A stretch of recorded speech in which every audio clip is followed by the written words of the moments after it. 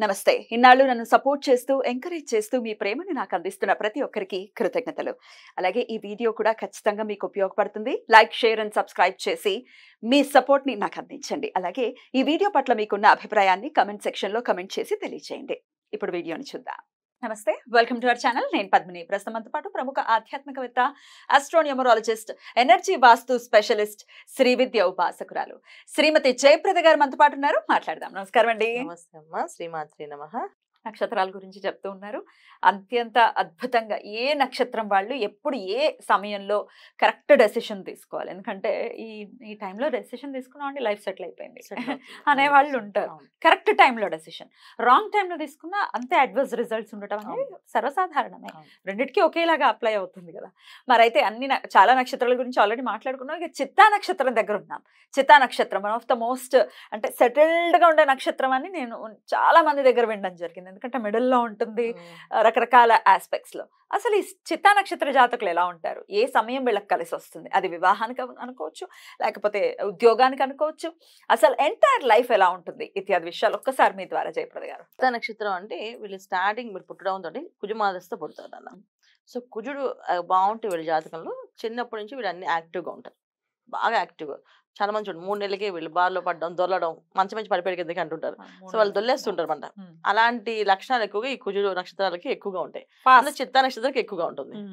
Fast గా చదవడం కానీ, మళ్ళీ వీళ్ళు పని చేయడం కానీ, వెళ్ళడం కానీ, చిన్న చిన్న విషయాలు అన్ని విషయాల్లో మాట వినరు. ఫస్ట్ ఆఫ్ ఆల్ వాళ్ళు అనుకుంది వాళ్ళు చేసేస్తారు, ఒక కాన్ఫిడెంట్ తో వెళ్ళిపోతారు వాళ్ళు. సో నాకు పడతా తెలిస్తే అసలు వెళ్ళి పడతారు. సో పడి వాళ్ళు లేచి అది దులుపుకుంటూ మళ్ళీ సర్దుకుంటూ మళ్ళీ వస్తారు. అలాంటి లక్షణం ఎక్కువగా ఉంటుంది కుజుడు. జనరల్ వీళ్ళకి జాతకంలో చిత్తా నక్షత్రానికి లగ్నం ఏది పడిందో చూసి రవి పక్కన బుధుడు జనరల్ గా వక్రిస్తే మాత్రం ఎడ్యుకేషన్ బాగా ఇబ్బంది పడుతుంది. ఎందుకంటే కుజుమాదశ వచ్చింది రాహుమాదశ. రాహుమాదశ యోగించకపోతే 18 ఏళ్ళ ఎడ్యుకేషన్ అనేది పెద్దగా ఉండదు. లైఫ్ అంతా అదే కదా, రాహుల్లోనే మొత్తం ఇంచుమించు లైఫ్ కదా. చాలా మంది చదవకుండా ఉండే వాళ్ళకి చిత్త నక్షత్రం చదువు సగంలో ఆపేసి 10th ఫెయిల్ అవడం, ఇంటర్ ఫెయిల్ అవడం, డిగ్రీతో ఏదో సామాన్య మార్కులు తెచ్చుకొని రావడం ఈ చిత్త నక్షత్రం వాళ్ళే. కాకపోతే వీళ్ళ ఇంటెలిజెన్స్ చాలా బాగుంటుంది, తెలివైన వాళ్ళు. సో ఎంత తెలివైన వాళ్ళు అంటే ఎలాంటి పని ఒక పని నిర్ణయించుకుంటారు, స్పెషల్ పని అనమాట. ఆ పని వీళ్ళు తప్ప ఎవరు చేయలేరు. దాంట్లో వాళ్ళు దాన్ని రాణిస్తారు. ఆ పని అందరికి చూపించడం, అలవాటు చేయడం, ఇది నేను చేయగలను, ఇది నా వల్ల అవుతుంది అని. ఒకటి. రెండోది ఏంటంటే మైండ్ లో నెగిటివ్ రానిది. అసలు నా వల్ల కాదు, నేను చేయలేను, నా కాదు అనే లక్షణం కూడా ఉండదు వీళ్ళకి. చేసేస్తాం, చేసి తీరుతాం అనే లక్షణం ఎక్కువ. ఎడ్యుకేషన్ లేకపోయినా బ్రహ్మాండంగా రాణించేది చిత్త నక్షత్రం వాళ్ళే. చాలా మంది రాహు దశ యోగించదు. జనరల్ గా చాలా వరకు రాహు అనేది వీళ్ళకి ఇబ్బంది పెడతాడు. 18 years లైఫ్ స్పాయిల్ వీళ్ళకి. తర్వాత వచ్చేది గురు మహాదశ. సో గురువు యోగిస్తే ఇంకా అక్కడి నుంచి లైఫ్ టర్నింగ్ ఉంటుంది. కొంతమంది గురువుగానే యోగించకపోతే శని మహాదశ వరకు వెయిట్ చేస్తారు. అయినా వీళ్ళు ఏం పట్టించుకోరు, కష్టపడుతున్నారు. వాళ్ళ పని వాళ్ళదే. మనం చెప్పే ఇప్పుడు ఈ జాతకాల్లో ఈ వింశ దశలు మనం చెప్తే తల్లిదండ్రులు ఏదైనా పాటించాలి కదా పిల్లల్ని చూసి. వాళ్ళెవరు విన్నా సరే పర్లేదు, ఇన్నాళ్ళు అయిపోయింది, ఇంకొక నాళ్ళు లాగేస్తుంది. అయినా ఇవన్నీ వింటే వీళ్ళు ఫస్ట్ ఆఫ్ ఆల్ ఏంటంటే నెగిటివ్ ని మైండ్ లో పెట్టుకోరు. మంచి క్వాలిటీ, చాలా మంచి క్వాలిటీ.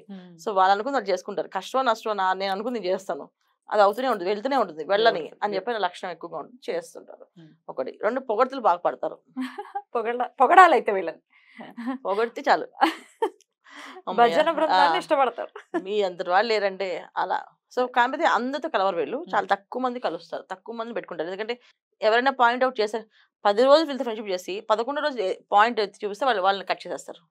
వద్దు, నువ్వు నన్ను ఇప్పుడు నుంచి చెప్పావంటే రేపు నుంచి ఇంకా ఎక్కువ చెప్తుంటావు, విన్నానంటే అయితే నాకు ఇంత ఫ్రెండ్షిప్ వద్దు, రిలేషన్షిప్ కట్ చేసేస్తారు ఏకంగా. అంత డేంజర్. అలాంటి లక్షణం ఎక్కువగా ఈ చిత్త నక్షత్రం వాళ్ళకి. సో అందుకని వీళ్ళకి లైఫ్ లో సెటిల్మెంట్ అనేది ఎప్పుడు వస్తుంది, ఎప్పుడు చేసుకోవాలంటే భార్యతో కానీ భర్తతో కానీ ఉంటుంది. అమ్మాయిలకి పెద్ద ప్రాబ్లం ఉంటుంది అన్న నక్షత్రాలు ఎప్పుడు కూడా సిరీస్. ఎందుకంటే ఈ కాలం అమ్మాయిలందరికీ కలియుగ ప్రభావం ఏంటంటే ఆడపిల్లలకి అన్ని రంగాల్లో రాణించేస్తున్నారు. ఎడ్యుకేషన్ ఉన్నా లేకపోయినా పెళ్లి చేసుకుంటారు, ఆ మంచి హస్బెండ్ వస్తారు, చూసుకుంటారు. అబ్బాయిలకి చూసుకోవాలి ఎప్పుడు కూడా.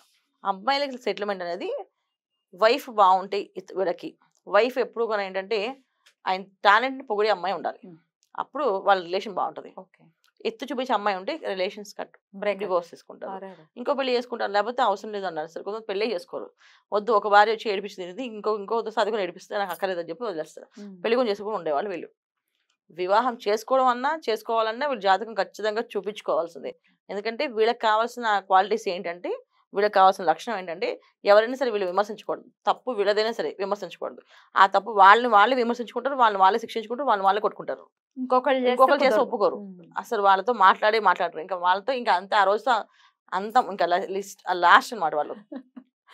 వాళ్ళ దృష్టిలో వాళ్ళు ఇంకా నీళ్ళు వదిలేసినట్టు వాళ్ళకి. టఫే అండి, కొంచెం టఫే. అలాంటి లక్షణం ఎక్కువగా ఈ చిత్తా నక్షత్రం వాళ్ళు. జనరల్ గా అంతే, వీళ్ళు ఆలోచన విధానం అలా ఉంటుంది. గురు మహర్దశలో ఏమైనా మార్పు వస్తుంది అనుకోవచ్చా?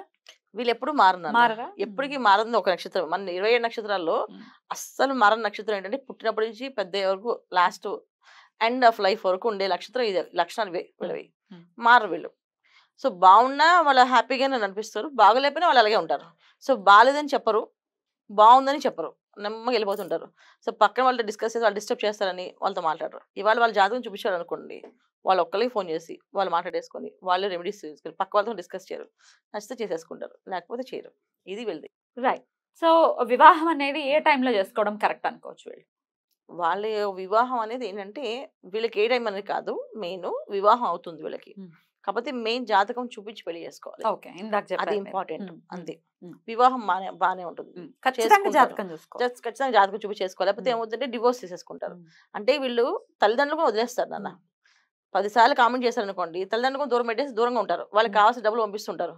నేను నువ్వు రావట్లేదు అంటే వస్తారు అని చెప్పి అంటారు. అంతే చెప్తా తప్ప రారు, వెళ్ళరు. ఎందుకంటే ఏదో ఒక కామెంట్ చేస్తారు. వీళ్ళని ఎప్పుడు కూడా సపోర్ట్ చేసే మనస్తత్వమే ఉండాలి.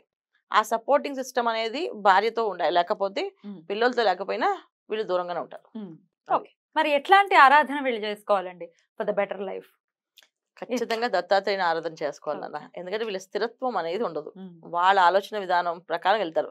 ఒక విధంగా చెప్పాలంటే కొంచెం కొన్ని విషయాలు మూర్ఖంగా కూడా వెళ్ళిపోతారు వీళ్ళు. సో దెబ్బ తగులుతుంది తెలుసుకున్నా దెబ్బలు తినడానికి సిద్ధం అవుతారు వాళ్ళు. ఎందుకంటే ఇది నా ఇష్టం అని చెప్పేసి ఎవరి మాట వినరు కనుక. సో ఎవరి మాట వినాలి? దత్తాత్రేయ స్వామి మాట వినాలి. ఎందుకంటే ఆయన ఆరాధించడం వల్ల, ఆయన పూజించడం వల్ల ఖచ్చితంగా వీళ్ళకి ఒక మంచి మార్గం దొరుకుతుంది. వీళ్ళు బేసిక్ గా మంచి వాళ్ళు. అంటే ఒకళ్ళు బాగున్నారని జెల్సీ ఫీల్ అవ్వడం కానీ, ఈర్ష్యపడడం కానీ, లేకపోతే వీడు సాధించి వీడు బాగుపడిపోతాడంటారా బాబు అని అనుకోవడం కానీ అసలు అనుకోరు. వాడు అదృష్టం వాడు అంటున్నాడు, నా అదృష్టం నేను రాజు అవుతా, వాడికంటే ప్రమాణం సంపాదిస్తా అనుకుంటా తప్ప వీడి సంపాదించిన బాధపడటం. మంచి క్వాలిటీస్ ఉన్నాయి, అట్లాగే కొంత అబ్బో ఎలా రా నాయనా అని అనిపించేటటువంటి ఆర్గన్సీ ఉంది, అది కూడా ఉంది.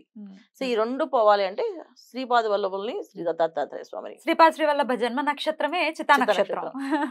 సో మరి ఆయన నక్షత్రంలో పుట్టిన వాళ్ళకి వీళ్ళకి లక్షణాలన్నీ బాగున్నాయి, క్వాలిటీస్. కాకపోతే కొన్ని ఇబ్బంది పెట్టే లక్షణాలు. ఎందుకంటే జాతకాల్లో గ్రహస్థితి బాగాలేకపోతే ఇబ్బంది. నిజంగా జాతకం గ్రహస్థితి బాగుంది అనుకోండి, సూపర్ స్టార్స్ అవుతారు. బ్రహ్మాండమైన స్టార్లు వాళ్ళ రోజున స్టార్డమ్స్ ఉన్న హీరోస్ కూడా ఈ నక్షత్రాలు ఉన్నారు. బాగుంటుంది, జాతకం బాగుండాలి మెయిన్ వీళ్ళకి.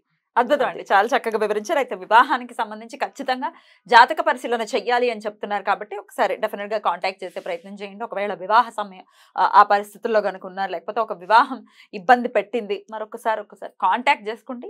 ఒకసారి జాతక పరిశీలన పర్ఫెక్ట్ గా చేసుకుంటే బెటర్ ప్రిడిక్షన్స్ అనేవి ఉంటాయి. రైట్ అండి, చాలా అద్భుతంగా వివరించారు, కృతజ్ఞతలు. ఇక నెక్స్ట్ ఎపిసోడ్ లో స్వాతి నక్షత్రం గురించి మాట్లాడుకుందాం. నమస్కారం. శ్రీమాత్రే నమః.